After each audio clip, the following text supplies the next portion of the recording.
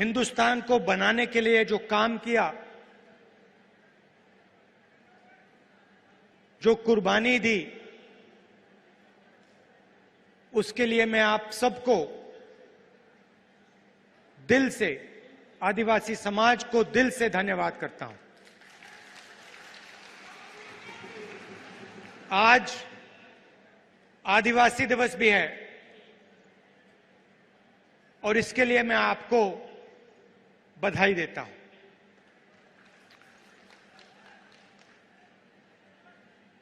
जब मैं छोटा था, 6-7 साल का था,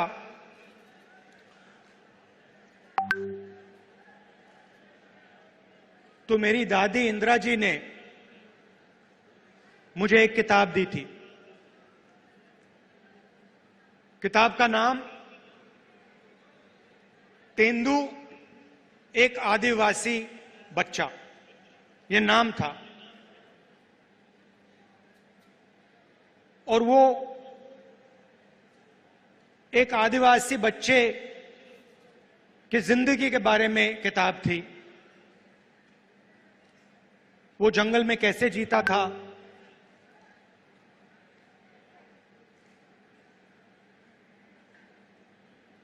तीर कमान से मच्छी मारता था,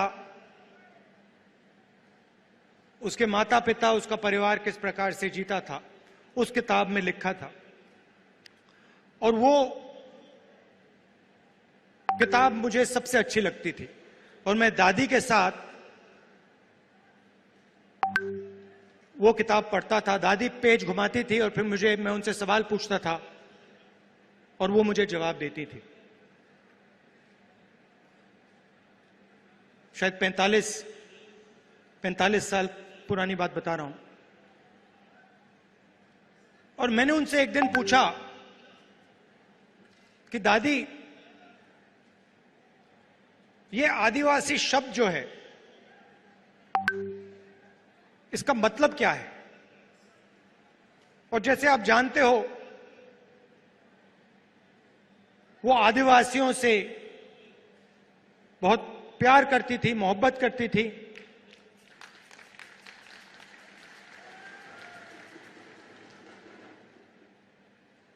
आपसे बहुत गहरा रिश्ता था उनका। तो मैंने ये सवाल पूछा, छोटा सा था मैंने पूछा, ये आदिवासी शब्द क्या होता है? और मुझे आज तक याद है इंदिरा गांधी जी ने क्या कहा था और मैं आज आपको बताना चाह रहा हूं। उन्होंने कहा कि ये हिंदुस्तान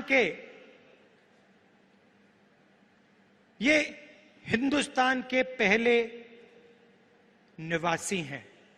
ये जो हमारी जमीन है, सुनिए, ये जो हमारी जमीन है,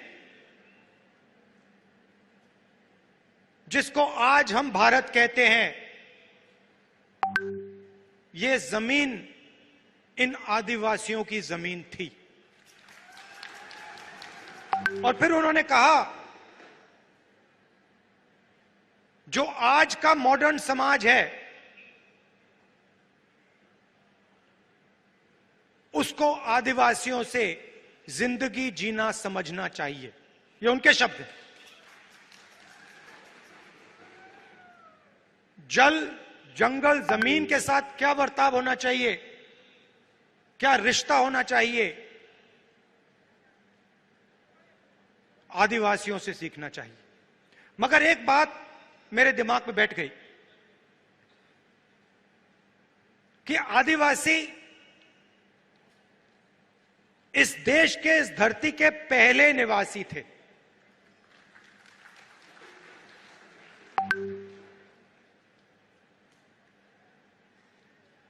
और उन्होंने यह भी कहा कि सालों पहले आदिवासी पूरे हिंदुस्तान में रहते थे और आस्ते आस्ते उनको धकेला गया।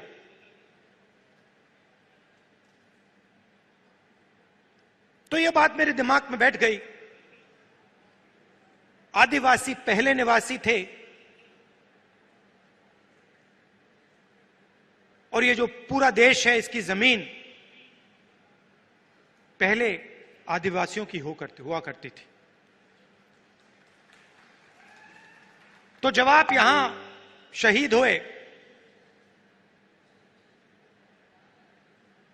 हिंदुस्तान के जो ओरिजिनल मालिक थे वो यहां अंग्रेजों की गोली खाकर शहीद हुए। अब बीजेपी ने एक नया शब्द निकाला है, वनवासी। वनवासी का मतलब जो जंगल में रहते हैं। हम आपको आदिवासी कहलाते हैं, यह पूरा का पूरा देश आपका है और हम चाहते हैं कि आप जो भी करें, जहां भी करें, आप सफलता प्राप्त करें। चाहे आपके बच्चे कॉलेज में जाना चाहें, यूनिवर्सिटी में जाना चाहें, हवाई जहाज उड़ाना चाहें, कंप्यूटर चलाना चाहें, बिजनेस करना चाहें, इंडस्ट्री को चलाना चाहें, हम चाहते हैं कि आपको मौका मिलना चाहिए। जो भी आप करना चाहते हैं, जो भी आप अपने बच्चों के लिए सपना देखना चाहते हैं, वो आपका सपना पूरा होना चाहिए। अब वो क्या कहते हैं? वो कहते हैं आप आदिवासी नहीं हो, आप हिंदुस्तान के पहले निवासी नहीं थे।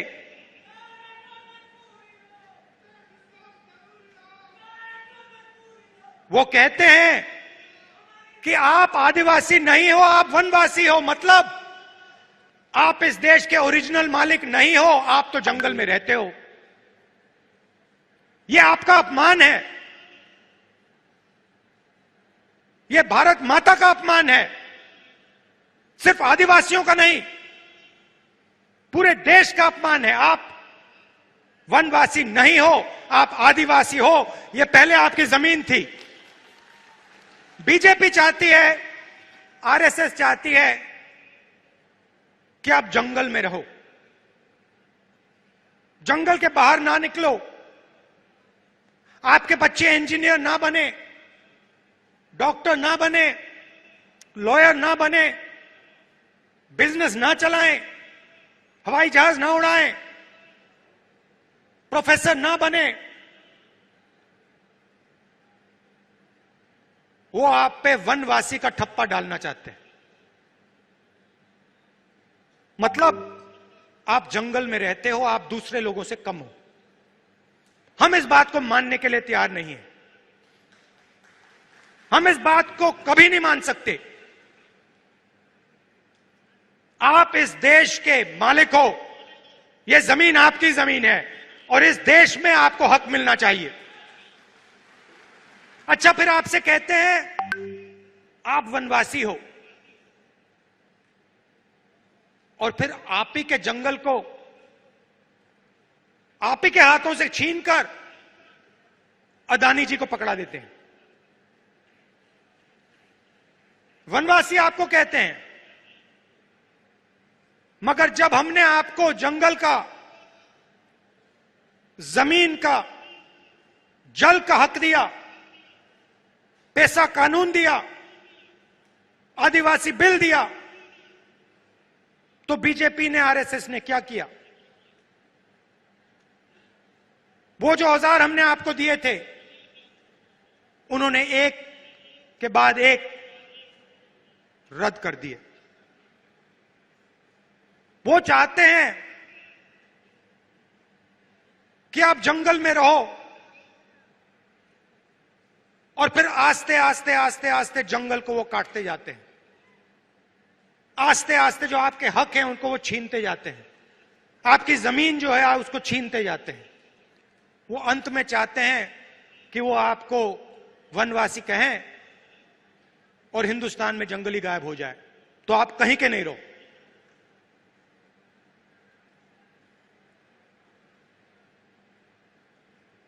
आप आदिवासी हो, आदिवासी थे, और आदिवासी रहोगे।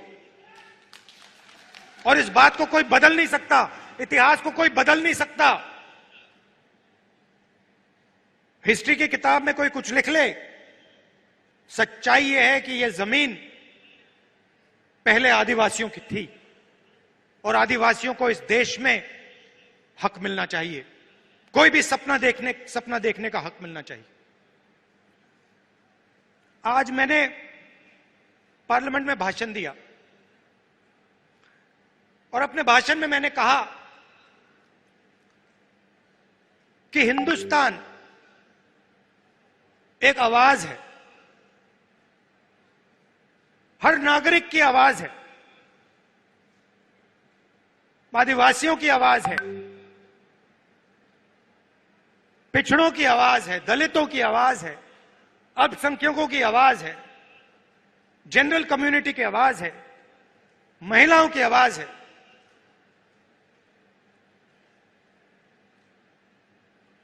और जहां भी ये बीजेपी के लोग जाते हैं, हिंदुस्तान की आवाज को चुप करने की कोशिश करते हैं, दबाने की कोशिश करते हैं। आप देखिए, बीजेपी की सोच ने मणिपुर में आग लगा दी। 3-4 महीने से मणिपुर में आग जल रही है, लोग मारे जा रहे हैं, बच्चे मारे जा रहे हैं, महिलाओं का बलात्कार हो रहा है। मैंने पार्लियामेंट में बोला, मणिपुर में भारत माता की हत्या हुई है।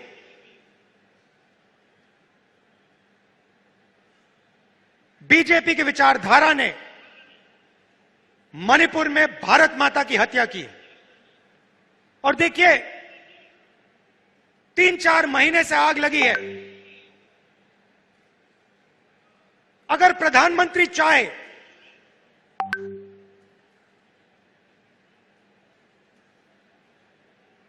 दो 3 दिन में उस आग को बुझा सकते हैं। अगर प्रधानमंत्री ने हिंदुस्तान की सेना को कहा कि इस आग को 2 दिन में बुझा दो, हिंदुस्तान मणिपुर में जो आग जल रही है उसको 2 दिन में बुझा देगी। मगर प्रधानमंत्री आग को जलाना चाहते हैं।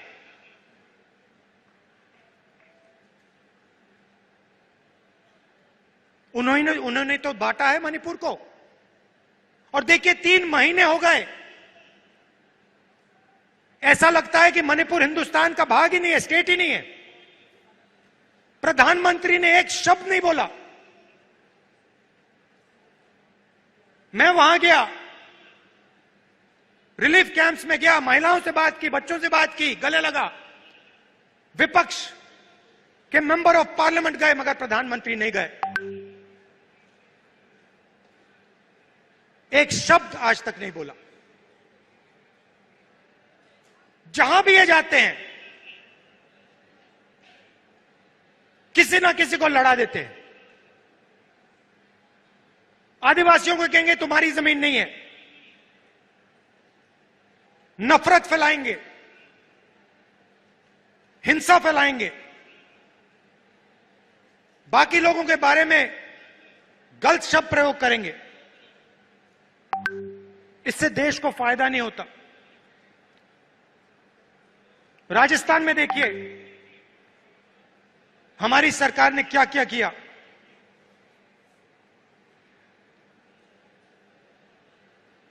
CM Chiranjeevi health insurance scheme देश का सबसे बेहतर हेल्थ इंश्योरेंस स्कीम है।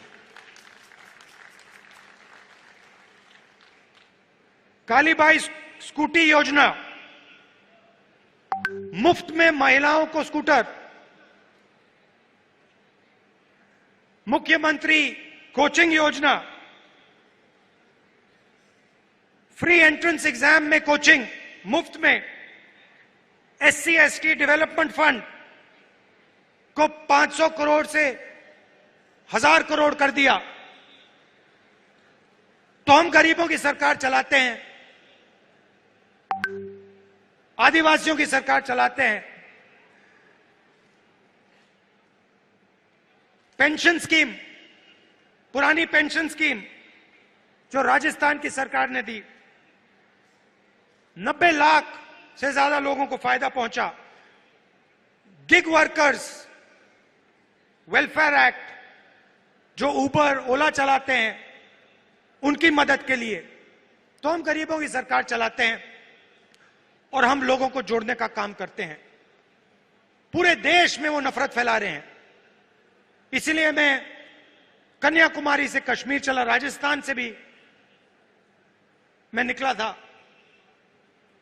भारत जोड़ो यात्रा हमने की, पूरे देश को जोड़ने का काम किया और एक नारा दिया था, नफरत के बाजार में हम मोहब्बत की दुकान खोलते हैं।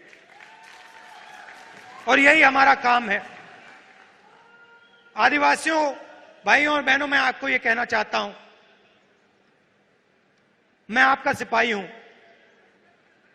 दिल्ली में रहता हूं, मगर जब भी आप चाहो मुझे आप राजस्थान बुला लो, अपने घरों में बुला लो, और जो भी आप चाहते हो आप मुझसे पूछो, हमारी सरकार से पूछो, और हम दिल से आपकी पूरी मदद करेंगे। हम चाहते हैं कि जो आपका हक है आपको मिले, जो आपके सपने हैं वो पूरे हों, आपके बच्चे यूनिवर्सिटी, कॉलेज और जिंदगी में तेजी से आगे बढ़ें। आपने जो इस देश के लिए कुर्बानी दी, जो आपने खून दिया, उसको हम कभी नहीं भूल सकते हैं। बहुत बहुत धन्यवाद। जय हिंद।